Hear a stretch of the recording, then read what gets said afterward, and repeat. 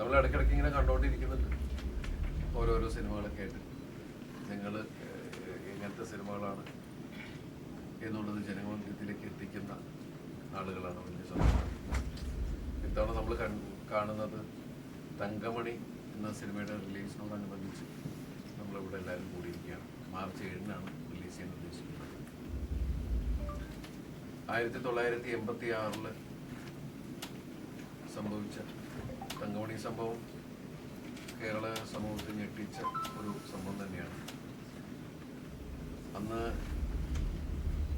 ഒരു ഗവൺമെന്റിനെ താഴെ ഇറക്കുകയും പിന്നീട് പുതിയൊരു ഗവൺമെന്റ് ഉണ്ടാവുകയും ഒക്കെ ചെയ്ത ഒരു മനുഷ്യ സമൂഹത്തെ ഞെട്ടിപ്പിച്ചൊരു സംഭവം തന്നെയായിരുന്നു.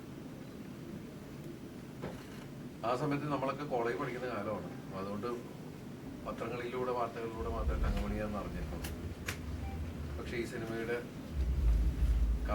കഥാചർച്ചയും ഈ സിനിമയിലേക്ക് എത്തിയപ്പോഴാണ് തങ്കമണി എന്ന ഗ്രാമത്തിന്റെ വേദന കൂടുതൽ ആഴത്തിൽ മനസ്സിലായത്.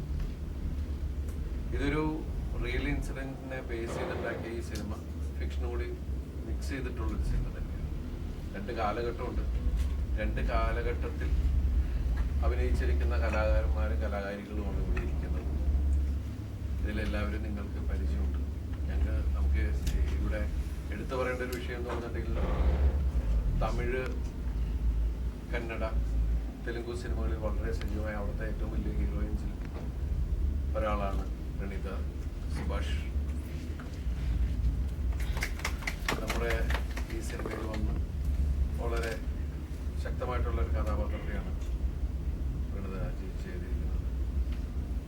അതുപോലെ തന്നെ മലയാള സിനിമയിൽ സജീവമായി കൊണ്ടിരിക്കുന്ന നീത പിള്ള ഇതിൽ മറ്റൊരു കഥാപാത്രമാണ്. ഞാൻ ഇവരെ രണ്ടുപേരും ആദ്യം പരിചയപ്പെടുത്താം, അത് കഴിഞ്ഞിട്ട് മറ്റുള്ളവരുണ്ട്. ഇതിൽ വളരെ എനിക്ക് പ്രത്യേകം അറിയാം, എന്നോടുള്ള ഇഷ്ടം കൊണ്ട് തന്നെയാണ് അജ്മൽ ഈ സിനിമയിൽ വന്ന് ഒരു പ്രധാന കഥാപാത്രം.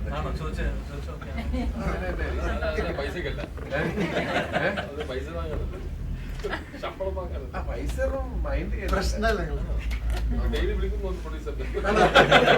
വല്ലതുണ്ടോ അല്ല പറഞ്ഞു തീർന്നില്ല. എനിക്ക് കിട്ടിയ ചാൻസ് അല്ല ഫ്ലോ കളഞ്ഞില്ല. അപ്പൊ അജ്മല് ശരിക്കും പറഞ്ഞിട്ടുണ്ടെങ്കിൽ 2 കൺട്രീസിലാണ് ഞങ്ങൾ ഒരുമിച്ച് അഭിനയിച്ചത്. അപ്പൊ ഈ സിനിമയില് അവരിവിടെ ഇല്ല. മനോജ് വിജയ്, സിദ്ദിഖ് മനോജും നേരത്തെ തുടങ്ങി പല സിനിമകളിൽ ഞങ്ങൾ ഒരുമിച്ച് അഭിനയിക്കുകയൊക്കെ ഉണ്ടായതാണ്. എനിക്ക് ഈ സിനിമയിൽ മറ്റു ആളുകൾ കൂടുതൽ പുതിയ കോമ്പൗണ്ട്. പിന്നെ അമ്പിയ ചേച്ചി പുള്ളിക്കാരത്തെ ഒരുമിച്ച് ഒരുപാട് സിനിമകൾ ഞാൻ അഭിനയിച്ചിട്ടുണ്ട്. സ്മിനു ഒരുമിച്ച്, സത്യനാഥൻ, പിന്നെ ഇവര് ശിവകാമിയും സുദേവൊക്കെ നമുക്ക് പുതിയ ആൾക്കാരാണ്. സംവിധായകൻ എനിക്ക് പുതിയ ആളാണ്. പിന്നെ രമ്യ കോടതി സംശയപാലമൊക്കെ അഭിനയിച്ചിട്ടുണ്ട്. മാളവികയും പുതിയ അസീസ് നമ്മൾ ആദ്യമായിട്ടാണ്. രമേശ് ഒട്ട പിന്നെ വോയിസ് സത്യനാഥൻ. അപ്പൊ ഇവരൊക്കെ ആയിട്ടുള്ള സൗഹൃദവും ഈ സിനിമയുടെ വരവിനെ കുറിച്ച് സംസാരിക്കാനാണ് നമ്മളോട് കൂടിയിരിക്കുന്നതെന്ന് പറഞ്ഞു കഴിഞ്ഞു. ഈ സിനിമ ഞാൻ ചെയ്ത ആബേൽ ജോഷുവ മാർട്ടൻ എന്ന കഥാപാത്രത്തിലൂടെയാണ് തങ്കമണി എന്ന നമ്മുടെ നാടിന് നൽകിയ സംഭവത്തിലേക്ക് ഈ സിനിമ ഒരു സിനിമയാവുന്നത്. ആ സിനിമയുടെ വിശേഷങ്ങൾ ബാക്കി എല്ലാവരും നിങ്ങളുടെ ചോദ്യങ്ങൾക്കനുസരിച്ച് പറയുന്നതായിരിക്കും. Very, very happy to be here in the Malayalam industry and for my debut Malayalam movie where Philip sir is starring. I think it's amazing, and the entire team, Natish sir and producer Garu, everyone's really taking very good care of me. And when I first came to the set, A, I didn't know Malayalam, and B, even the role was very new to me because it's a cop role and this is the first time I was donning a khaki. And I really wanted to thank the entire team for putting in that effort, because by the last day I think they could also envision that cop in me. So I really enjoyed the entire experience and I'm really looking forward to the movie and I hope you all loved it. പക്ഷെ അത് ഞാൻ ഏറ്റവും കൂടുതൽ ആഗ്രഹിച്ചത് ദിലീപേട്ടൻ്റെ John നമുക്ക് എല്ലാവർക്കും നമ്മൾ ഏറ്റവും കൂടുതൽ ഇഷ്ടപ്പെടുന്ന അറിയാമല്ലോ. അത് ഹ്യൂമർ ജനങ്ങളെ തിയേറ്ററിനെ ചിരിപ്പിച്ച് കുലുക്കുന്ന ആ രീതിയിലുള്ള സിനിമയാണ് ആഗ്രഹിച്ചിരുന്നത്. പക്ഷെ ഒരുപാട് വ്യത്യസ്തമായിട്ടുള്ളൊരു ക്യാരക്ടറാണ് ഈ ദിലീപേട്ടൻ്റെ സിനിമയിൽ കിട്ടിയത്. മതിയെന്ന് സമ്മതിച്ച ദിലീപേട്ടനോട് എനിക്ക് ഒരുപാട് സന്തോഷമുണ്ട്. മാത്രമല്ല ഇപ്പോൾ ദിലീപേട്ടൻ പറഞ്ഞ പോലെ ഇത് 96 നടക്കുന്ന ഒരു 86 നടക്കുന്ന ഒരു സംഭവമായിരുന്നു. ആ കഥയെ ആസ്പദമാക്കിക്കൊണ്ട് ഇപ്പോൾ ഒരുപാട് പ്രശ്നങ്ങൾ ഉണ്ടാക്കി, അതായത് ഒരു രാഷ്ട്രീയത്തിന് ഒരു ഭരണകൂടം തന്നെ മാറ്റിമറിച്ചൊരു സംഭവമാണ്. ഇപ്പോൾ ഒരുപാട് പേർക്ക് സത്യം പറഞ്ഞാൽ ഇത് അറിയത്തില്ലായിരുന്നു. പക്ഷെ നമ്മുടെ ട്രെയിലറും നമ്മുടെ സോങ്ങും ഇതൊക്കെ ഇറങ്ങിയതിന് ശേഷം ഒരുപാട് റിയാക്ഷൻസ് വീഡിയോ യൂട്യൂബിലൊക്കെ ഇറങ്ങിയിട്ടുണ്ടായിരുന്നു ഇതിനെക്കുറിച്ച്, സിനിമയെക്കുറിച്ച്. അപ്പോൾ അത് കണ്ട് ഒരുപാട് പേർക്ക് മനസ്സിലായിട്ടുണ്ട്. എൻ്റെ അടുത്തൊരു സുഹൃത്ത് ചോദിച്ചു എന്താണ് തങ്കമണി സംഭവം, ഈ പടം എല്ലാവർക്കും മനസ്സിലാവും. അപ്പോൾ ഞാൻ പറഞ്ഞത് നിനക്ക് എന്ന് നിന്റെ മൊയ്തീൻ്റെ കഥ അറിയാമോ എന്ന് ചോദിച്ചു. ഈ പടം കണ്ടിട്ടല്ലേ മനസ്സിലാക്കിയത്, അതുപോലെ ഇത് നിനക്ക് മനസ്സിലാവും, എല്ലാവർക്കും അറിയാവുന്നൊരു സംഭവമാണ്. എന്നാലും ദൈവാനുഗ്രഹം കൊണ്ട് ഈ പടം മാർച്ച് 7-ാം തീയതി റിലീസാണ്. നമ്മൾ വലിയ ആധികാരികമായിട്ടൊന്നും ബാഹുബലി മോഡലൊന്നും സംസാരിക്കുന്നില്ല. ഒരു കുഞ്ഞ് ഫാമിലി സിനിമയാണ് നമ്മുടെ തങ്കമണി എന്ന് പറയുന്നത്. എല്ലാവരും ഇത് കൈനീട്ടി സ്വീകരിക്കുന്നു. ഇപ്പോൾ ഒരാളെ സിനിമയെ കൈനീട്ടി സ്വീകരിച്ച് തിയേറ്ററിലൊന്നും സത്യം പറഞ്ഞാൽ നമുക്കൊരു ടിക്കറ്റ് കിട്ടാത്ത അവസ്ഥയിലാണ്. ആ സന്തോഷമാണ്. അതുപോലെ നമ്മുടെ സിനിമയും ഇത് കൈനീട്ടി സ്വീകരിക്കണമെന്ന് ആത്മാർത്ഥമായി.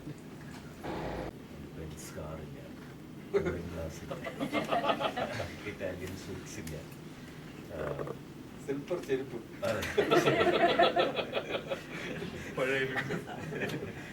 ചെരുപ്പൊക്കെ ഇട്ട്. അപ്പൊ അങ്ങനത്തെ ഒരു ക്യാരക്ടർ എനിക്ക് എന്നിൽ എൻവിഷൻ ചെയ്തതിന് വളരെ നന്ദിയുണ്ട്. ഞാൻ വെയിറ്റ് ചെയ്ത് നിൽക്കുക, ആരെങ്കിലും ഇങ്ങനെ പ്രാർത്ഥിച്ചുകൊണ്ടിരിക്കുന്നു, ആരെങ്കിലും വിളിക്കണം, വേറെ എന്തെങ്കിലുമൊക്കെ ചെയ്യാൻ എനിക്ക് കഴിയുന്നതെന്ന് ആൾക്കാർക്ക് ബോധ്യപ്പെടണം. അങ്ങനെ ഞാനത് നല്ലൊരു മൂവിയുണ്ട് എന്ന് ഞാൻ നോക്കിയിരിക്കണം ഒരു ക്യാരക്ടർ. അതേസമയം ദിലീപേട്ടൻ്റെ കൂടെ വർക്ക് ചെയ്യാനുള്ള അവസരം കിട്ടി. അപ്പോൾ അതൊക്കെ എനിക്ക് ഈ ചിത്രത്തിൻ്റെ ഭാഗമാകാൻ വലിയൊരു ഭാഗ്യമാണ്, വലിയൊരു കൾച്ചറലി സിഗ്നിഫിക്കൻ്റ് ആയിട്ടുള്ള മൊമെൻ്റാണ്. അപ്പോൾ അതും ഈ സിനിമയിലോട് ഓഡിയൻസിന് വളരെയധികം വാല്യൂ നൽകും. അപ്പോൾ എല്ലാവരും തീർച്ചയായും തിയേറ്ററിൽ പോയി കാണുന്നു. ഇതുപോലത്തെ സിനിമകൾ കുറച്ച് ദിവസം ഷൂട്ട് ഉണ്ടായിരുന്നു. പക്ഷെ ഒരുപാട് സന്തോഷമുണ്ട്, കാരണം ഇത്രയും വലിയൊരു ക്രൂവിൻ്റെ കൂടെ സൂപ്പർ ഗുഡ് ഫിലിംസിൻ്റെ ബാനറിൽ ദിലീപേട്ടൻ്റെ കൂടെ ആസ് എ ബിഗിനർ എനിക്ക് കിട്ടാവുന്നതിൽ വെച്ച് ഏറ്റവും നല്ല ഓപ്പർച്യൂണിറ്റി ആയിട്ട് ഞാൻ കരുതുന്നു. എനിക്ക് സാറിനോടാണ് താങ്ക്സ് പറയാനുള്ളത്. സാറാണ് എന്നെ ആദ്യം വിളിക്കുന്നത്. ഒരു പടം കണ്ടിട്ട് സാറിനെ ഡയറക്റ്റ് വിളിക്കുകയായിരുന്നു. ഒരുപാട് സന്തോഷം, ഒരുപാട് പ്രതീക്ഷയോടെ വെയിറ്റ് ചെയ്യാണ് റിലീസിന് വേണ്ടിയിട്ട്. എല്ലാവരും കാണണം. ഇഷ്ടം തന്നെയാണ് തങ്കമണി അഭിനയിക്കാനുള്ള പ്രധാന കാരണം. ദിലീപേട്ടനോടുള്ള 3ാമത്തെ സിനിമയാണ്. ആദ്യത്തെ സിനിമ ആയിരിക്കും, പിന്നെ 2 കൺട്രീസ്, പിന്നെ ഇപ്പൊ തങ്കമണി. അരികയിലും 2 കൺട്രീസിലും ദിലീപേട്ടൻ സ്റ്റേജ് റെഡിയാക്കി സെറ്റ് ചെയ്ത് കല്യാണം കഴിക്കുന്ന പെൺകുട്ടികൾ അടിച്ചോണ്ട് പോകണം എന്റെ പരിപാടി. സമ്പദ സുനിലിന അരികയിലും മറ്റേ ഇഷാ ഗോപികറിന്റെ 2 കൺട്രീസിലും എനിക്ക് കിട്ടി. പ്രേക്ഷകരും ദിലീപേട്ടന്റെ ക്യാരക്ടറും എങ്ങനെയെങ്കിലും തലേന്ന് പോണേന്നുള്ള സമയത്താണ് ഞാൻ ദിലീപേട്ടനെ രക്ഷിക്കണത്. അതുകൊണ്ട് തന്നെ പ്രേക്ഷകർക്ക് തന്നെ ഇഷ്ടമാണ്. ഈ സിനിമയില് പ്രണീതയാണ് എന്റെ പേര്, പക്ഷെ ഏറ്റവും കൂടുതൽ കോമ്പിനേഷൻ പ്രണീതയ്ക്ക് ദിലീപേട്ടനുള്ളത്. 2 കാലഘട്ടത്തിലാണ് ഈ സിനിമ പറയുന്നത് തന്നെ. ദിലീപേട്ടനും ഞാനുമായിട്ടുള്ള സീക്വൻസുകളും ദിലീപേട്ടൻ ഒരു വയസ്സായ കഥാപാത്രം ചെയ്തത്. എനിക്ക് ദിലീപേട്ടൻ എപ്പോഴും ഇങ്ങനെ ചുള്ളനായിട്ടും മിടുക്കനായിട്ട് കൊച്ചു വയനാട്ടിലാണ് എനിക്കിഷ്ടം. എന്തായാലും രതീഷ് ചേട്ടനൊക്കെ സിനിമ തുടങ്ങിയപ്പോൾ ആദ്യത്തെ 15 ദിവസം പനിച്ച് തുള്ളി കിടന്നിട്ടും രാവിലെ മുതൽ രാത്രി വരെ ഒരുപാട് കഷ്ടപ്പെട്ടിട്ട് നീക്കിയ സിനിമയാണിത്. എടുത്തു പറയേണ്ട മറ്റൊരാൾ ഇതിന്റെ ടെക്നീഷ്യൻ മനോജ് സാറ്, അതേപോലെ ഒരുപാട് ആൾക്കാർ ഇതിന്റെ പുറകിലുണ്ട്. ഒരുപാട് കഷ്ടപ്പെട്ട് ഇതിന്റെ ആർട്ട് ഡയറക്ടർ, പിന്നെ അതെ, അങ്ങനെ ഒരുപാട് പേരുടെ കഷ്ടപ്പാടുകളാണ് തങ്കമണി. ഒരുപാട് കഷ്ടപ്പെട്ട് ഒരുപാട് ഫൈറ്റിന് ശേഷമാണ് ഞങ്ങൾ തങ്കമണി റിലീസ് ചെയ്യുന്നത്. തീർച്ചയായിട്ടും എല്ലാവരും വരണം, ഞങ്ങളെല്ലാവരും സപ്പോർട്ട് ചെയ്യണം. ഒരുപാട് വലിയ ആർട്ടിസ്റ്റുകൾ ഈ സിനിമയിലുണ്ട്. Thank you so much. Thank you for all your time and for having us here. Malayalam Yes.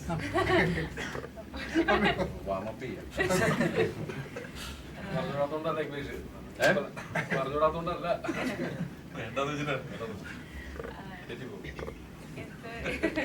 ഇതെന്റെ 4ാമത്തെ ഫിലിമാണ്. സന്തോഷം മാത്രമേ ഉള്ളൂ to be a part of this team. അതിന് പ്രൊഡ്യൂസേഴ്സിനോടും പിന്നെ രതീഷ് സാറിനോടും എല്ലാ ഫുൾ ടീമിനോടും ഐ എം വെരി ഗ്രേറ്റ്ഫുൾ. പിന്നെ ഇവരുടെ കൂടെയൊക്കെ വർക്ക് ചെയ്യാൻ പറ്റിയതും മിക്കവരായിട്ടും പറഞ്ഞ പോലെ 2 പീരീഡിലാണ് ഈ ഫിലിം.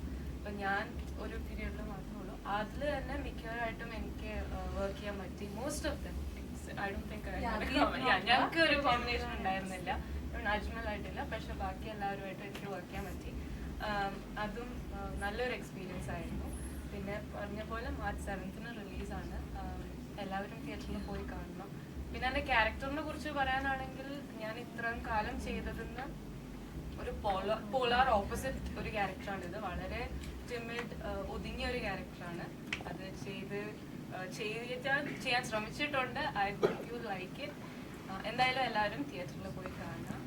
വലിയൊരു ആഗ്രഹം ഏകദേശം സഫലീകരിച്ച ഒരു മോഡിൽ എത്തിക്കഴിഞ്ഞു. എന്നിട്ട് ഇവിടെ ഇരിക്കുന്ന ഒരു സന്തോഷത്തിലാണ് ആക്ച്വലി. കാരണം അത് നടത്തി തന്ന ദിലീപേട്ടനും പ്രതീക്ഷയായിരുന്നു, സുജിത്തായിരുന്നു. ഒരുപാട് സന്തോഷം. Thank you so much.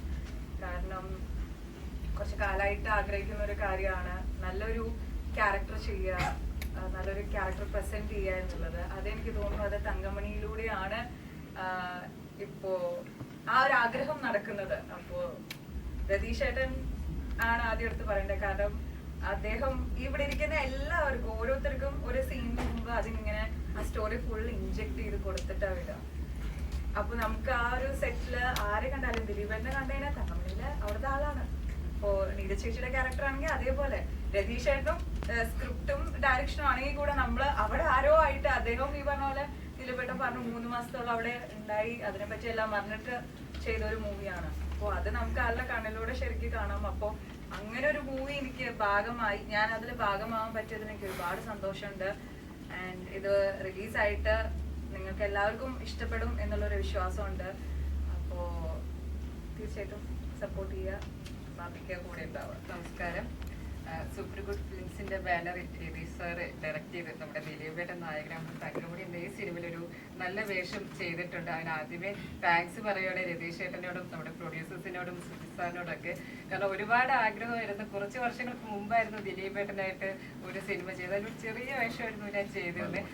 So അതിനുശേഷം ഇപ്പോഴാണ് ഞാൻ സാറുമായിട്ട് വീണ്ടും വർക്ക് ചെയ്യുന്നത്.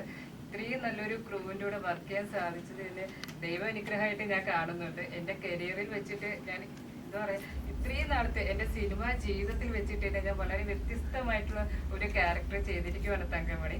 മാർച്ച് 7-ാം തീയതിയാണ് റിലീസ്. നിങ്ങളുടെ ഇപ്പോഴത്തെ ഈ സപ്പോർട്ടും അനുഗ്രഹവും ഒക്കെ നമ്മുടെ ഈ സിനിമയിൽ ഉണ്ടായിരിക്കണം. Thank you so much. ഞങ്ങൾ ചെയ്തിട്ടുണ്ട്. ഇത് അതിൽ നിന്ന് വ്യത്യസ്തമായിട്ട് എല്ലാമായിട്ടൊരു ചെയ്തൊരു പടമാണ്. പിന്നെ ആ തങ്കമണിയിൽ എന്നെ സംബന്ധിച്ചിടത്തോളം എനിക്ക് ചെറിയ കഥാപാത്രമാണെങ്കിലും ശക്തമായൊരു കഥാപാത്രമാണ്. അത് ധൈര്യപൂർവ്വം എനിക്ക് തന്ന ഡയറക്ടറോട് ഒരുപാട് നന്ദിയുണ്ട്, ഒരുപാട് സന്തോഷമുണ്ട്.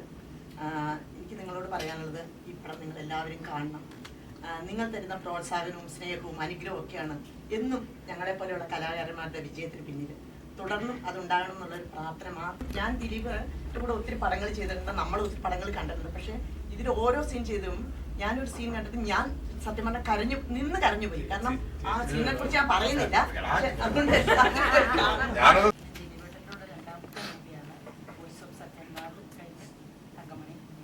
ദിലീപേട്ടൻ്റെ ഒരുപാട് സിനിമകൾ കണ്ട് ഒരുപാട് ചിരിക്കുകയും എല്ലാ ഡയലോഗുകളൊക്കെ പറഞ്ഞ് പരസ്പരം ട്രോളുകയും ചെയ്തതിന് എനിക്ക് ദിലീപേട്ടനോട് അഭിനയിക്കാൻ പറ്റി. ഇപ്പോൾ അടുത്തിരുന്ന് സംസാരിക്കാനും പറ്റും വലിയ ഭാഗ്യമായിട്ട് കരുതുന്നു.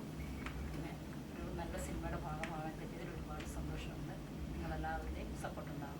അപ്പോഴേക്കും ബേസിക്കലി ദിലീപ് എന്നൊരു ആക്ടറിന്, ഒരു സ്റ്റാറിന് ഈ ചിത്രത്തിൽ എക്സൈറ്റ് ചെയ്യിപ്പിച്ചൊരു കാര്യം ഉണ്ടായിരുന്നു. നമ്മളിപ്പോ 2018 എന്ന് പറഞ്ഞ സിനിമ വന്നപ്പോ നമ്മള് തൊട്ടടുത്ത് നമ്മൾ കണ്ടറിയുകയും അതിൽ പങ്കെടുക്കുകയും ചെയ്ത ആൾക്കാരാണ്. ഇവിടുന്ന് മലയാള സിനിമയിലെ ഏറ്റവും വലിയ ഹിറ്റുകളിലൊന്നാണ്. നമ്മൾ കണ്ട കാര്യങ്ങൾ തന്നെയായിരുന്നു. പക്ഷെ അത് എങ്ങനെ റിക്രിയേറ്റ് ചെയ്തിരിക്കുന്നു, അതിൽ പുതിയതായിട്ട് എന്താണ് ഉള്ളതെന്ന് അറിയാനുള്ള ജിജ്ഞാസ തന്നെയാണ് നമ്മളെല്ലാവരും ആ സിനിമ കാണാൻ പ്രേരിപ്പിച്ചത്. എന്ന് പറയുന്ന പോലെ തന്നെ നമുക്കറിയാവുന്ന റിയൽ ഇൻസിഡൻസ് ഇപ്പോൾ ഒരുപാട്, ലാസ്റ്റ് മഞ്ഞുമൽ ബോയ്സ് വരെ ഉള്ളതിൽ വന്നപ്പോൾ നമ്മൾ ആ സിനിമ കാണാൻ എന്തുകൊണ്ട് ആ സിനിമ സക്സസ്ഫുൾ ആകും? നമ്മളെല്ലാവരും കൂടി അത് നമുക്കറിയാവുന്നതാണ്. നമ്മൾ 18 വർഷം മുമ്പ് നമ്മളിത് അറിഞ്ഞതാണ്. നമുക്ക് ഒരുവിധ ആൾക്കാർക്കൊക്കെ അറിയാം. നമ്മൾ നെറ്റിൽ അടിച്ചു നോക്കിയാൽ കഴിഞ്ഞാൽ ആ കാര്യങ്ങളൊക്കെ അറിയാം. പക്ഷെ നമ്മൾ എന്തുകൊണ്ട് അത് കാണാൻ പോകും, എന്താണ് ഇവർ ചെയ്തു വെച്ചേക്കണേ എന്നുള്ളത് അറിയാനുള്ള ജിജ്ഞാസയാണ്. അതുപോലെ പക്ഷെ ഈ സിനിമയിൽ നമ്മൾ പറഞ്ഞല്ലോ, നമ്മൾ റിയാലിറ്റിയും ഫിക്ഷനും കൂടി മിക്സ് ചെയ്തിട്ടാണ് ഈ സിനിമ ചെയ്തിരിക്കുന്നത്. ഇതിൽ എന്താ ചെയ്തിരിക്കുന്നത് നിങ്ങൾക്ക് ഇപ്പോഴും അറിയില്ല. അതുകൊണ്ട് തന്നെയാണ് ഒരാൾ കേസ് കൊടുത്തത്. നോക്കുക, അദ്ദേഹത്തിന് അത് അറിയാൻ പാടില്ലാത്തതുകൊണ്ടാണ് അത് കോടതിയിൽ എത്തിക്കുകയും കോടതി അത് സെൻസർ ബോർഡ് കാണട്ടെ എന്ന് തീരുമാനിക്കുകയും സെൻസർ ബോർഡ് കണ്ടപ്പോഴാണ് തങ്കമണി എന്നുള്ള പേര് ആ സിനിമയ്ക്ക് യോജ്യമാണ്, അത് മാറ്റുകയും വേണ്ട, അത് അങ്ങനെ തന്നെ ഇരിക്കട്ടെ. നമ്മൾ ഈ സിനിമ തങ്കമണി എന്ന് പറയുന്ന ഗ്രാമത്തിൽ എന്ന് വെച്ചാൽ കേരളത്തിലെ നമ്മുടെ അടുത്തുള്ള ഒരു ഗ്രാമത്തിലെ ജനങ്ങൾ എന്ന് പറഞ്ഞാൽ നമ്മളെല്ലാവരും മനുഷ്യരാണ്.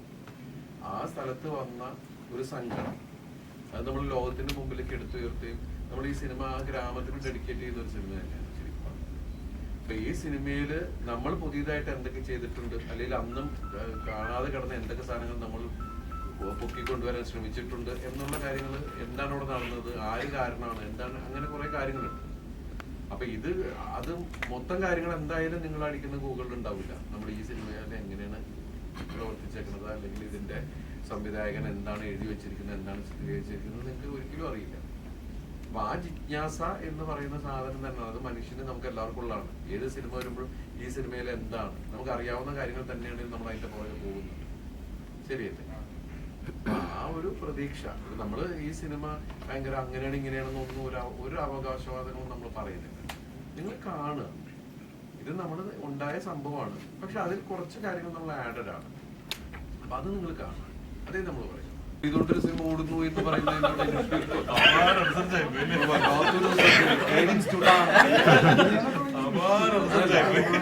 അത് ആ കണ്ടന്റ്, ആ സ്റ്റോറി എന്താ ആവശ്യപ്പെടുന്നു എന്നുള്ളതിനെ ബേസ് ചെയ്താണ്. പിന്നെ ഈ കഥയില് ചില സ്ഥലത്ത് നിന്ന് നമ്മൾ പറഞ്ഞിട്ട് ഓടേണ്ട അവസ്ഥകളുണ്ട്. അപ്പൊ ഓടിയില്ലെങ്കിൽ അവിടെ നിന്ന് കഴിഞ്ഞാൽ അടിയുടെ പെരുന്നാൾ എന്ന് പറയുന്ന പല അവസ്ഥകളിൽ നമ്മൾ ചിലപ്പോൾ ഓടിയിരിക്കും. പ്രൊഡ്യൂസർ ഓടാതിരിക്കുക, പ്രൊഡ്യൂസർ ഡയറക്ടർ ഓടിക്കാതിരിക്കുക, ഈ രണ്ട് കാര്യങ്ങൾ.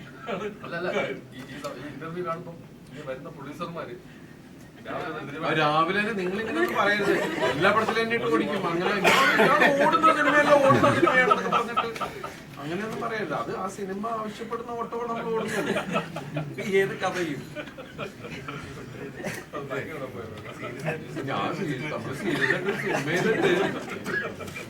നമുക്ക് എല്ലാവർക്കും വേണ്ടത് മനസ്സമാധാനമാണല്ലോ ബേസിക്കലി. മനുഷ്യന്മാർക്ക് പടം കാണുമ്പോൾ നമുക്ക് കിട്ടിയിരുന്നത് മനസ്സമാധാനമാണ്. ദിലീപേട്ടൻ ഈയിടെയായിട്ട് ചെയ്യുന്നൊക്കെ കത്തിക്കുത്ത് വെടിയുണ്ട ബോംബ് പറയരുത്. നമ്മള് ഇതിന്റെ ഇപ്പൊ ബാൻഡർക്ക് തൊട്ട് മുമ്പ് വന്നത് കേശു വീടിന്റെ വോയിസ് ഓഫ് സത്യനാഥൻ. അത് നിങ്ങൾക്ക് സമാധാന സന്തോഷമൊക്കെ ഇടയ്ക്ക് തന്നതല്ലേ. അടുത്തത് പവി വരുന്നുണ്ട്. ഇതിന് ഒരു സമാധാനക്കേടുമില്ല. അങ്ങനെയൊന്നുമില്ല. ഇതില് ഒരു മാസ് അങ്ങനത്തെ സിനിമയല്ല ഇത്. ഇത് മനുഷ്യ ജീവിതമായിട്ട് ഏറ്റവും അടുത്ത് ബന്ധമുള്ള, നമുക്ക് എല്ലാവർക്കും കുടുംബമുള്ളതല്ലേ. അപ്പൊ കുടുംബമുള്ള എല്ലാവരും കാണേണ്ട ഒരു സിനിമ എന്നുള്ളതാണ്. അതാ നേരത്തെ പറഞ്ഞത്, ഏത് നിമിഷത്തിൽ എന്താണ് നമ്മുടെ മുമ്പിലേക്ക് കയറി വരുന്നതെന്ന് പറയാൻ പറ്റില്ല. നമ്മൾ രാത്രിയിൽ ഉറങ്ങാൻ കിടക്കുമ്പോൾ നമ്മൾ സ്വപ്നത്തിൽ വിചാരിക്കാത്ത കാര്യങ്ങളാണ് ഒരു രാത്രിയിൽ നടക്കുന്നത്. അപ്പൊ അത് പല ആൾക്കാരുടെ ജീവിതത്തിലും പല കാര്യങ്ങൾ നടക്കുന്നുണ്ട്. അത് പിന്നീട് അങ്ങോട്ട് നമ്മുടെ ജീവിതത്തിൽ തുടർന്ന് നമ്മൾ വേട്ടയാടുന്നു എന്ന് പറയുന്ന ഒരുപാട് വിഷയങ്ങളുണ്ട്. നമ്മള് മനസ്സാവച്ച് അറിയാത്ത കാര്യങ്ങളൊക്കെ ആയിരിക്കും. അപ്പൊ ഇത് എവിടേക്ക് എന്തൊക്കെ എപ്പോഴാ വന്നതെന്നൊന്നും പറയാൻ പറ്റൂല. അതുപോലെ എല്ലാവർക്കും അറിയാവുന്ന ഒരു ഇൻസിഡന്റ് ആണ്. പക്ഷെ ഇത് ഈ തങ്കമണി എന്ന് പറഞ്ഞ സിനിമയുടെ അനൗൺസ്മെന്റ് മറ്റുള്ള കാര്യങ്ങളും ചർച്ച വന്നപ്പോഴാണ് പല ആൾക്കാരും അത് പോയി തങ്കമണി എന്താ നോക്കിയത്. അല്ലേ? ശരിയല്ലേ? റാഫിക്ക ആണ് പ്രൊഡ്യൂസ് ചെയ്യുന്നത്. അതിനുവേണ്ടി എല്ലാ ഓർഗനൈസേഴ്സ്, ഇതിന്റെ എക്സിക്യൂട്ടീവ് പ്രൊഡ്യൂസറായ സുജിത്ത്, എല്ലാവരും ഈ സിനിമ ഗംഭീരമാവണം എന്നുള്ള രീതിയിൽ തന്നെയാണ്. പിന്നെ നമ്മൾ പറഞ്ഞില്ലേ, നമുക്ക് ഇതിന്റെ വിജയമാണോ പരാജയമാണോ ഏത് രീതിക്ക് സിനിമ ഒന്നും നമുക്കറിയില്ല. നമ്മൾ ഈ സിനിമയെ സത്യസന്ധമായി ഇതിനോട് നീതി പുലർത്തി ഈ സിനിമ കൊണ്ടുവരുന്നു. അത് നിങ്ങൾക്ക് ഇഷ്ടമാണെന്നുള്ള പ്രാർത്ഥനയാണ് നമുക്ക് ചെയ്യാൻ പറ്റുന്നത്.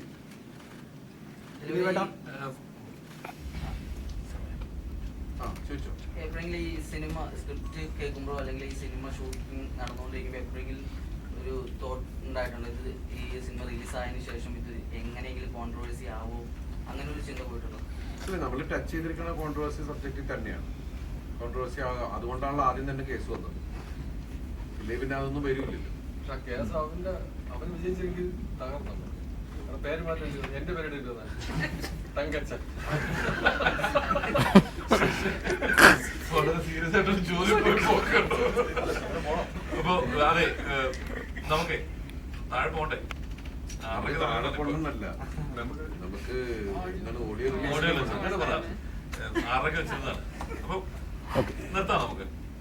അല്ലല്ല വേറെ എന്തെങ്കിലും ചോദ്യം എല്ലാവരും കൂടി വന്നാലും.